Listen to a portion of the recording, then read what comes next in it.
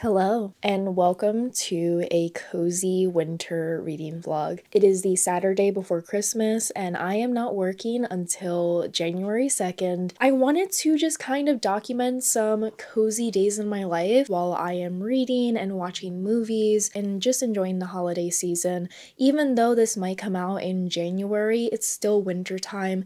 It still has the winter vibes. Last night was the first ever snowfall over here, and it is so exciting. I'm looking out at snow right now, and I'm not going to show you because it's going to just show you where I live. Know that it looks really nice and it's really exciting. I really love snow days, and it always makes me want to cozy up and read. So I thought I would show my two current reads because they are off my physical TBR. They're two very short reads, so I think I could get through them pretty quickly. One I have to start and one I'm almost finished with. So the one that I'm almost finished with is The Wild Robot by Peter Brown. This is a book that I got when I went to the Wild Robot screening, which I have an entire vlog for over on Instagram, which I'll link down below. But we were able to meet Peter Brown before watching The Wild Robot, and it was such a nice experience. He's a really nice author. And in case you don't know what The Wild Robot is about, it's about a robot that lands in the wilderness and she adopts a baby gosling and she has to raise it as a mother, and she is just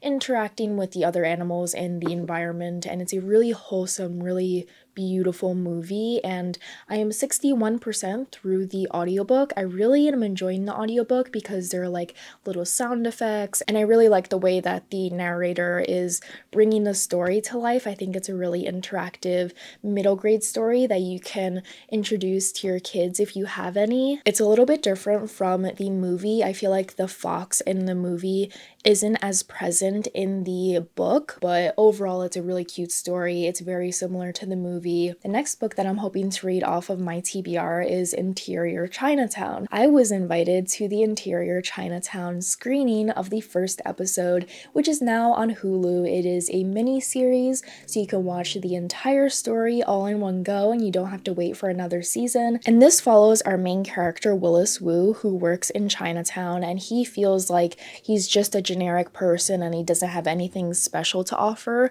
when he gets thrown into a police procedural. So it's really interesting meta story, and it's written like a screenplay. I love screenplays. I love reading them in my free time, and I think I'm going to be able to get through this really quick so then I can eventually finally watch the rest of Interior Chinatown.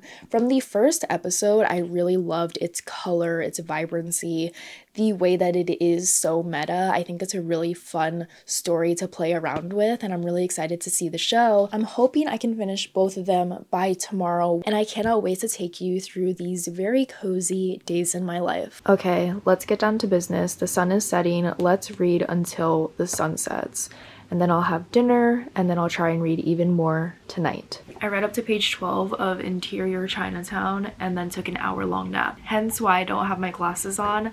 I'm so far from the vlog camera that I can't see myself in the screen. That's how bad my eyesight is. Today, my family and I are going to a Christmas market. It's going to be our last Christmas market of the season before the holiday arrives. And I'm really excited to see the different shops that they have at this one because we have been to like 5 Christmas markets this season, and it's really fun to just like walk around and see the festivities. And I'm almost done with The Wild Robot as well. I have like 8 minutes left in the audiobook, so I'll be sure to share my thoughts about it when I come back home because it's a lot more different from the movie than I expected, and I think I prefer the movie over the book, but that's not to say that the book is not enjoyable. I think it's a really fun middle grade book to introduce to children. It's a lot more serious and a little bit darker than the movie, but I'm having a great time with it. My family and I went to a town for a Christmas festival, and we were like, where's the Christmas festival? And then my dad looked it up and he realized that the Christmas festivals actually stop in November. Instead, we just ate and we got coffee and then we went back home because it is like 22 degrees outside, and I converted that for my Canadian friends who I texted today, and it's -5 Celsius and it's very cold for me. Yeah, I'll admit that. I'm going to keep this beret on for the whole entire day. Once I've committed to putting on a hat, I cannot take it off because then my hair looks weird. So yes, I am wearing my beret inside. And I really like my outfit today. I feel very professory and I'm very happy with it. So I'm going to make some hot chocolate, I'm going to read, I'm going to finish The Wild Robot, and I'm just going to enjoy a day indoors because nothing makes me appreciate the warmth of a house than a really cold day. And I'm just so grateful for everything that I have this holiday season. So let's get to reading, and I cannot wait to get deeper into interior Chinatown. It's a little bit weird. I'm enjoying the journey that I'm on, and I think I'm around like 45% through, and because it's so quick to read, I feel like if I really buckle down, I could probably finish it today. I also forgot to mention that my fiddle leaf fig is currently not in my room because my room doesn't get a lot of sunlight in the winter, and my fiddle leaf fig is like really mad at me about that. It lost like 2 to 3 leaves within a month, so I decided to move into another room just so it can get more sunlight during the winter time. So that's why this area feels very empty. For anyone who's very familiar with like the backgrounds in my videos, just know I do miss my fiddle leaf fig and I wish he enjoyed my room in the winter time, but he's very mad at me for not giving him enough sunlight. Fiddle leaf figs are so dramatic, and mine is named Humphrey Bogart. I love him. He's great. He has so many amazing leaves, and to see him lose 3 of them in like a month because he's dramatic, it was too much to handle.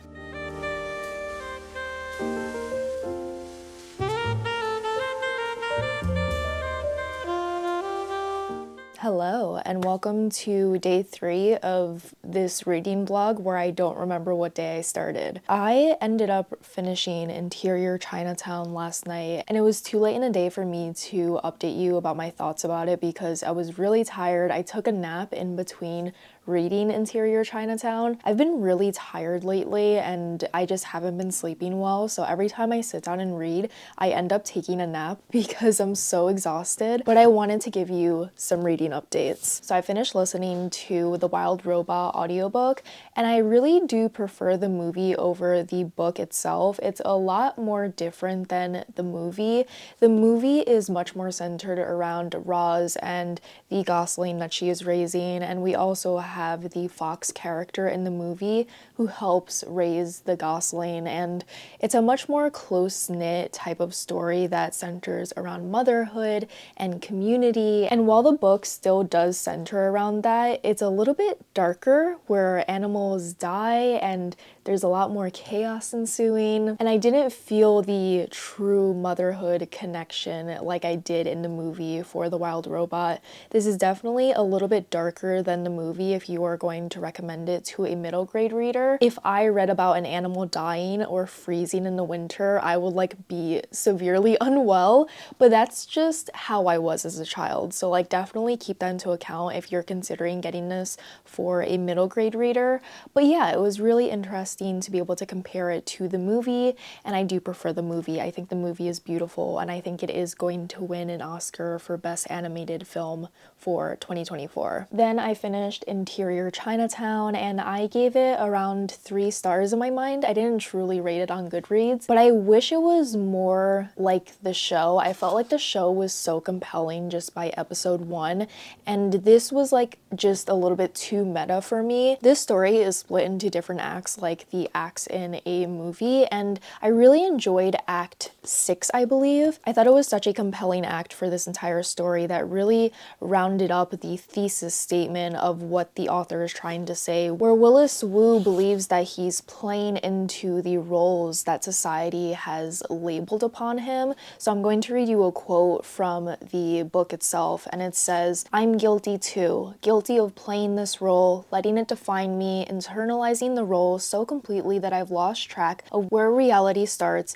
and the performance begins, and letting that define how I see other people. I'm as guilty of it as anyone, fetishizing Black people and their coolness, romanticizing white women, wishing I was a white man, putting myself into this category." I thought that that discussion in Act 6 was so strong, so compelling, but the acts that that came beforehand were the weird meta-ness where Willis Wu is playing a character, and it didn't feel as strong as that act that I enjoyed because it felt very meandering, and I wish we had like central discussions about identity and being a child of immigrants and the different experiences of being different races in America and how you define yourself as American. And I'm really curious to see how they're going to translate it into the show, because from what I've read from this book compared to the first episode that I saw of the show, they're very different. And I'm really excited to see how they explore those themes in the show compared to the book. So I think I'm preferring the show more than the book so far, because the book just didn't hit as strong as I wanted it to hit. Now that I finished these two books, let's move on to my current audiobook and the book that I'm going to read physically. So I'm currently listening to Bird Milk and Mosquito Bones by Priyanka Mattu. This is a memoir about Priyanka's life from Kashmir to England, Saudi Arabia to Michigan to Rome, and finally to Los Angeles.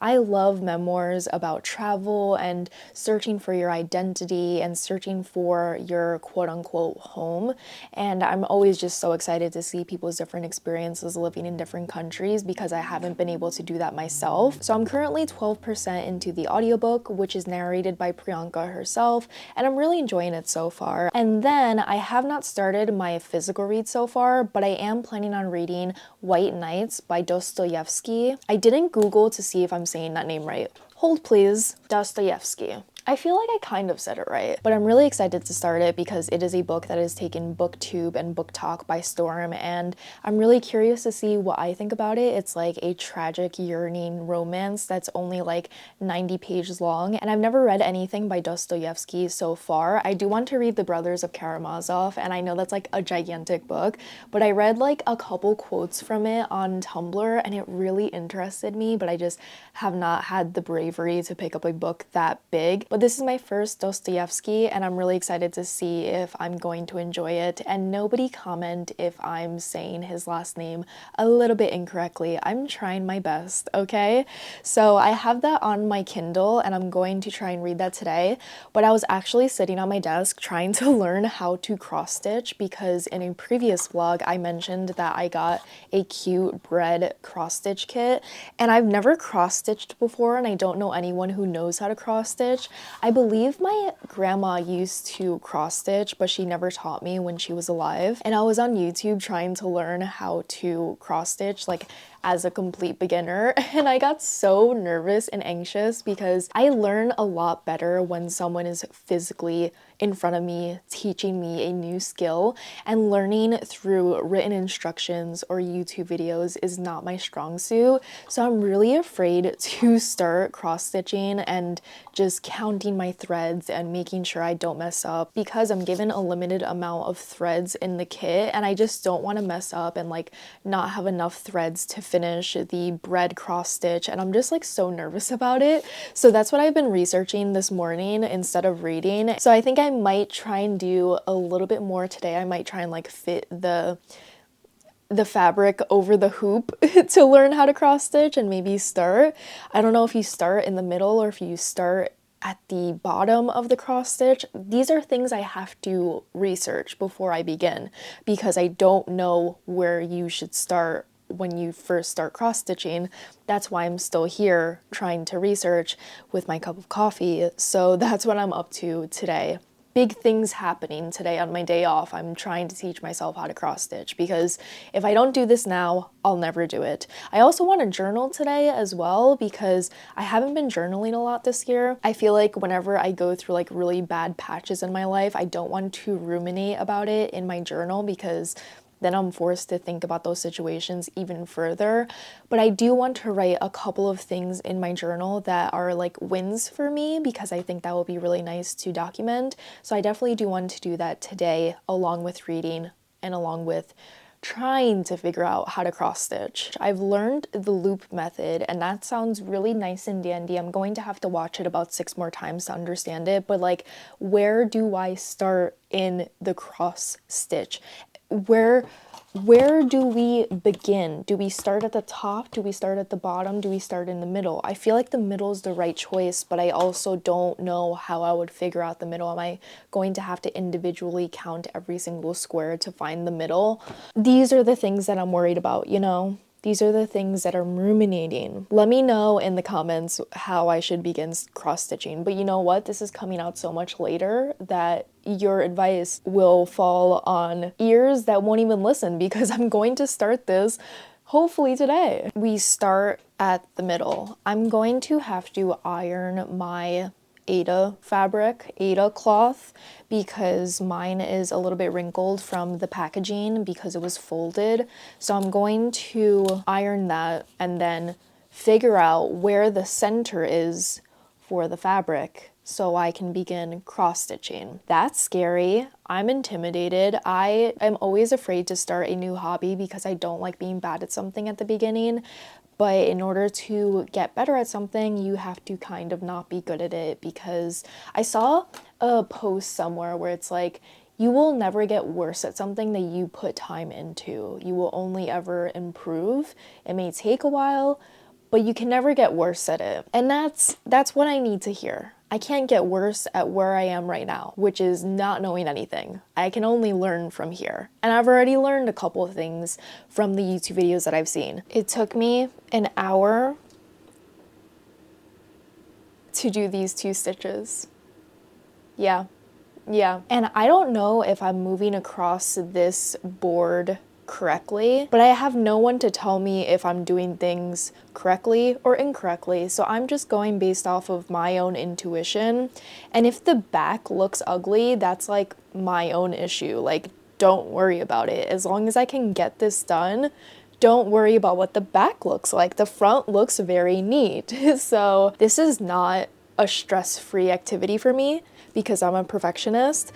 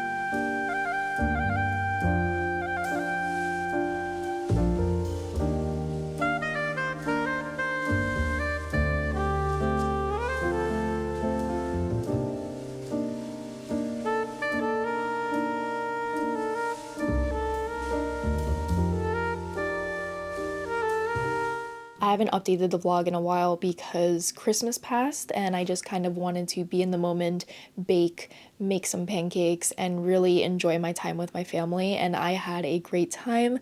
I didn't receive any books for Christmas, which is crazy. I think a lot of people are afraid to gift me books for Christmas because they don't necessarily know what I would want, but all they have to do is ask me. All they have to do is ask for my wish list and I would hand it to them. I finished White Nights by Dostoevsky and I didn't like it. I don't know if Russian literature is my thing, guys. I just think Maybe I'm probably not smart enough for it. I didn't necessarily pick up Russian literature when I was studying literature in college. We focused much more on English literature. And for me, I don't necessarily connect with the writing style and the prose and the characters.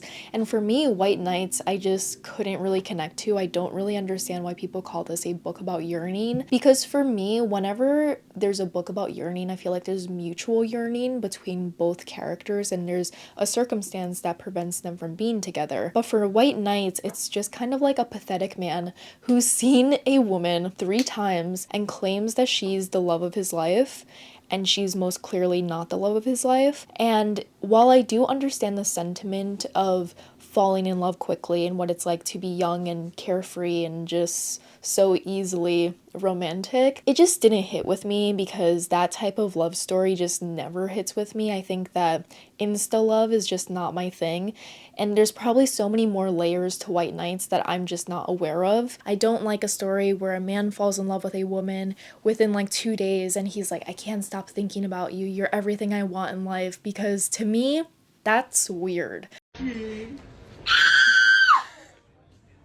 I'm scared! To me, it's concerning that you cannot stop thinking about someone who you do not know. I always say that love bombing would never work on me because, one, I think like over complimenting someone's a little bit weird, but also saying that you cannot stop thinking about someone that you've only known for 3 days is not logical, and I think that you should probably seek help. And the story is devastating towards the end, but for me, I didn't find it devastating because I don't think it's logical to assume that these two people would end up together because they've only known each other for 3 fucking days. I know it's back then and people would like get married after like 2 dates, but still, it's just not something that appeals to me. So White Nights didn't hit the way that it hit for other people, where people were like, I can't stop thinking about this book, I can't stop thinking about the storyline, I can't stop thinking about the fact that everything happened in this story. But for me, I'm just like, that's an assumed conclusion to a relationship that spanned less than a week. Don't come for me. It's just not something that I was on board with, because if a man told me that he was in love with me and he can't stop thinking about me and he wants to marry me after 3 days, I'd probably call my friend for help.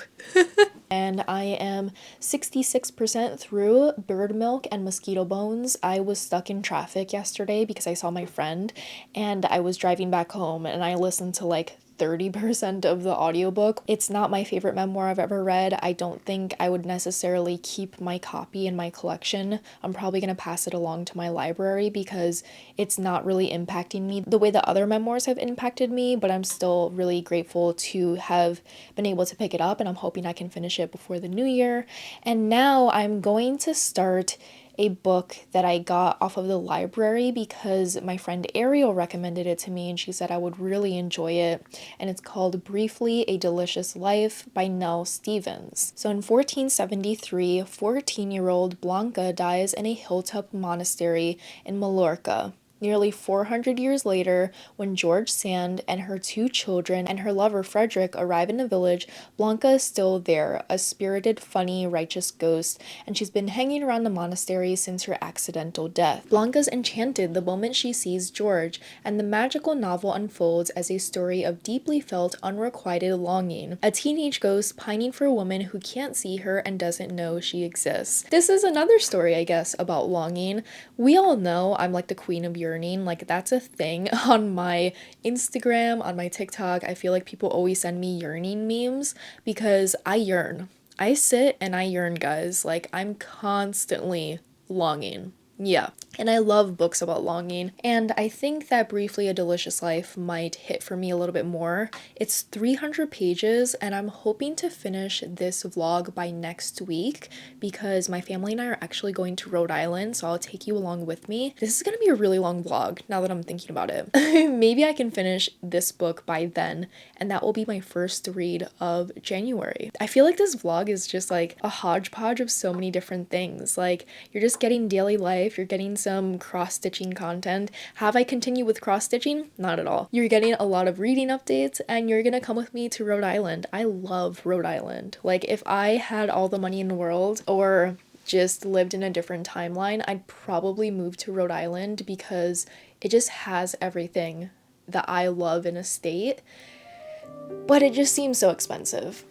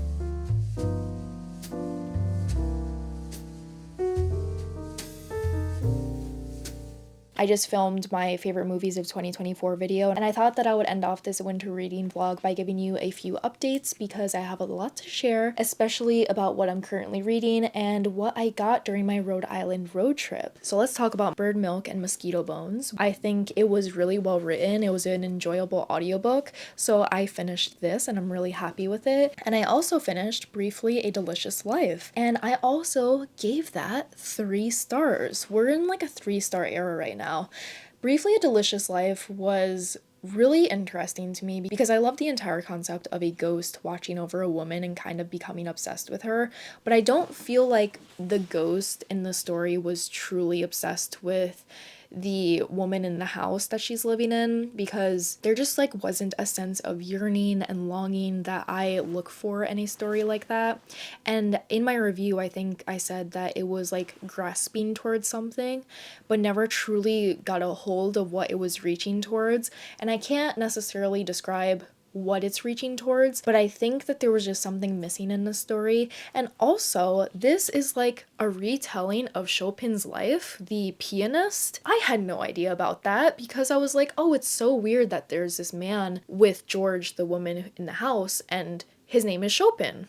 And I was like, that's weird, like the pianist? And it is the pianist. And he did date someone named George, who was this woman who was really unconventional. And this is the woman that the ghost is obsessed with. And I thought George was a really interesting character. But I feel like for every single character that was introduced, we explored them a little bit, but we didn't truly delve deeper into their character. We didn't really delve deeper into their past. And I just kind of felt like I was always distanced from every character that was introduced.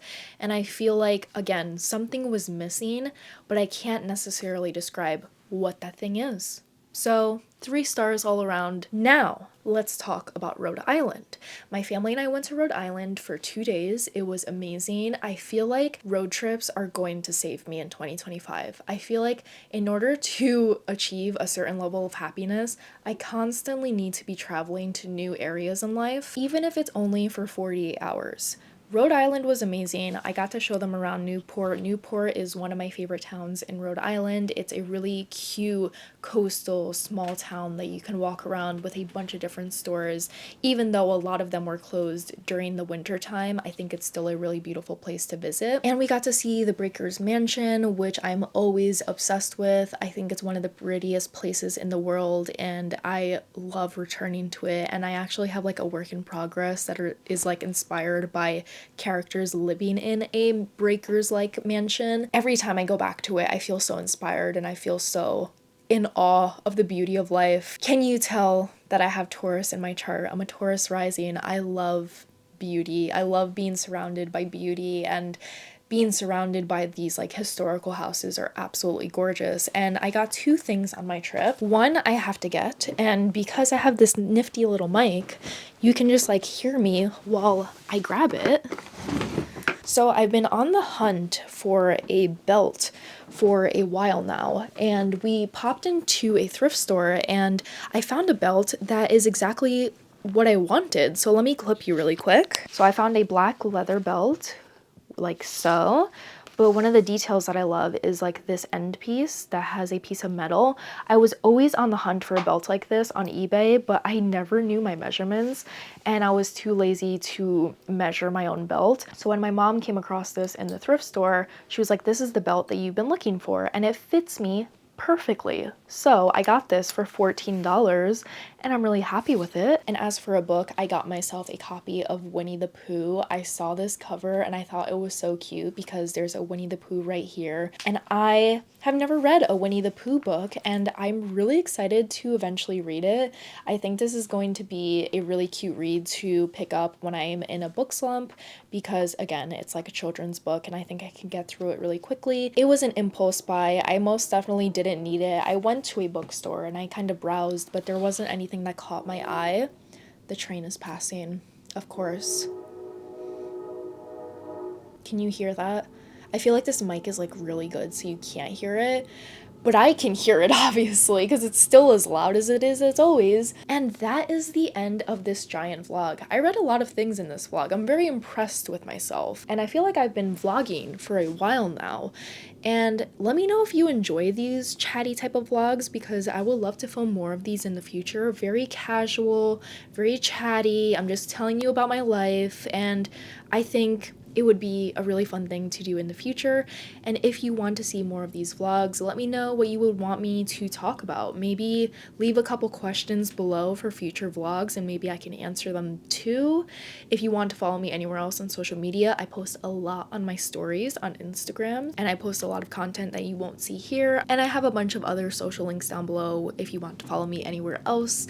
And yeah, I definitely do want to do more of these vlogs in the future. I think they're really fun. I love the casual vibe to it. And I love the fact that I don't have to speak about certain topics. Like when I do a sit down video, I have certain topics that I have to hit and I'm conscious of not talking too much. But in these types of vlogs, I can just chat. I can just keep talking and I love to yap because I'm a Leo, so I'm a yap machine. But thank you for sticking around for the entirety of this vlog and I will see you in another video very soon. I have so many video ideas for 2025, so I'm very excited about it. I'll see you around. Have a good day. Bye.